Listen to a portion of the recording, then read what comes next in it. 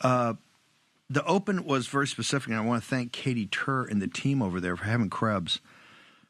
That was the reason that jumps off the page. Krebs is one of the few officials that kind of come out and tell you exactly what it is. There's been a lot of very highly classified, but now some starting to leak out and come out in a non-classified manner of this topic that the Chinese Communist Party has infiltrated and put into infrastructure, not just the electrical grid, but everything.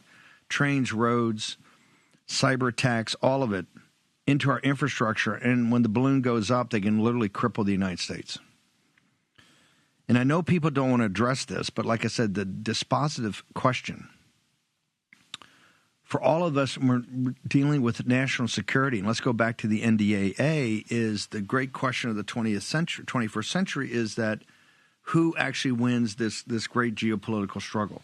The Chinese Communist Party or the American Republic? That's it. Everything that you do must be towards an answer for us to win and them to lose. We win, they lose, like President Trump told Richard V. Allen. And I think that, number one, or most importantly, the imperial capital doesn't quite understand that because so many people have been bought off. Wall Street's been bought off. President Trump cut that deal, the first deal. Remember, we had the huge deal with Lighthizer. That deal would have solved everything. And the Chinese Communist Party walked away from it. Now, there's a couple of issues about walking away. That was the one that took care of all the state-owned industries, the overcapacity. Lighthizer and Navarro worked on that deal for 2 years.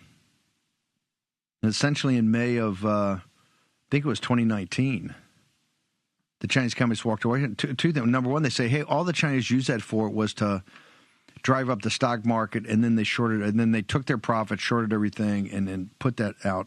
Other was that they just had the One Belt and One Road first big strategic conference of which Putin came to, and after that, Wang Qishan and Xi sat down with Liu, who was the chief negotiator, and said, "Why have we agreed to all this? We don't want to do this because this would get us to be. We would be subsumed in the Western economy and have to do all the reporting, everything. We don't want to do that." The Chinese Communist Party. I will get into this deeper tomorrow. Cleo Pascal is going to come back and join me, and Colonel Grant Newsham, he of the book When China Attacks, not when, not if, not why, not how, but when. That we are already in a war with the Chinese Communist Party. They're at war with us. Unrestricted warfare.